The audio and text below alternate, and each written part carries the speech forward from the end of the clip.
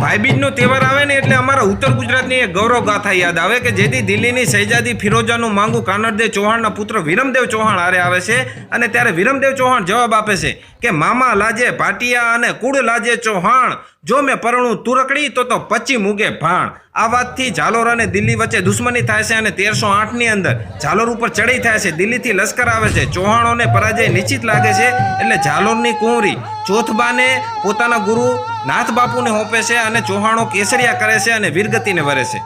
નાથ બાપુ ઉત્તર ગુજરાતમાં આવે છે અને લાખણીની બાજુમાં નકળંગ નાથનો આશ્રમ સ્થાપે છે। ચોથબા ઉંમરલાયક થાય છે એટલે એમના વિવાહ પીપળુના રાજવી દેવીસિંહ વાઘેલા હારે નક્કી કરવામાં આવે છે। પણ એક સમસ્યા એ આવે છે કે ભાઈઓ તો વીરગતિને વરી ગયા છે, તો હવે ચોથબાનું કન્યાદાન કોણ કરે? પણ ક્ષત્રિયોની એક પરંપરા છે કે જ્યારે ધર્મનો ભાઈ કરવામાં આવે અને એ ભાઈ કન્યાદાન કરી શકે, પણ જેની દુશ્મની દિલ્હી હારે હોય એનો ભાઈ થવા કોણ તૈયાર થાય? ત્યારે બાજુના ગામના જાગીરદાર દરબારો, મુડેઠાના રાઠોડો અને એમના ભાયત ગામો ઘરો ઘરથી દરેક પુરુષો નીકળે છે અને એક સશસ્ત્ર દળકટક લઈ અને પીપળું ધામ પહોંચે છે અને બેનનું કન્યાદાન કરે છે અને ચોથબાને રખોપાનો કોલ આપે છે।